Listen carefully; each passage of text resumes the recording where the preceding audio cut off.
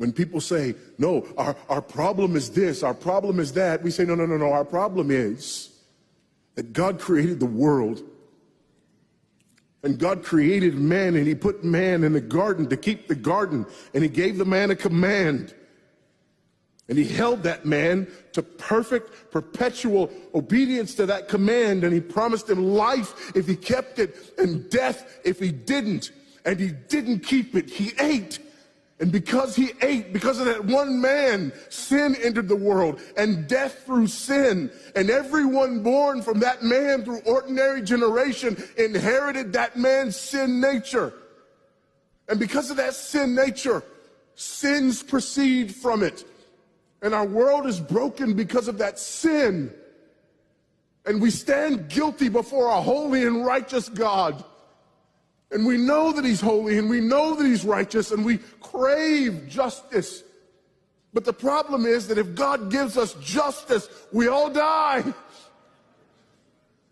And so that God, in his goodness and in his mercy, sent forth his son, who was not born of ordinary generation, but was born of a virgin. Yes, the virgin birth matters. Why? Because if he's born of ordinary generation, he's born in sin.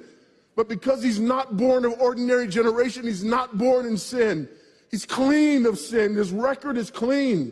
And he keeps his record clean. And he obeys God's law. And because he's fully God and fully man, he obeys the law of God on our behalf in his active obedience. And then in his passive obedience, God made him who knew no sin to be sin for us. All we like sheep had gone astray. Each of us had turned to his own way, but God laid upon him the iniquity of us all. And Christ died for sin once for all, the just for the unjust. And God imputes our sinfulness to him. And he nails our sinfulness to the tree. And Christ dies and raises again on the third day for our justification. And there's another imputation. The righteousness of Christ is actually imputed to us so that God can be both just and the justifier of the one who places faith in Jesus Christ. So that all those who come to Christ may enter in. So that all those who place faith in Christ might be saved, but not only saved, but sanctified. Because he's the firstborn of many brethren. We're justified and we're adopted into the family of God. And we're sanctified. And as his children, we begin to bear the family resemblance. And we're further sanctified throughout this life by the very same gospel that saves us.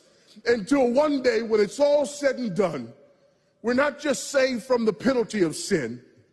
We're not just saved from the power of sin, but one day we're glorified and saved from the very presence of sin.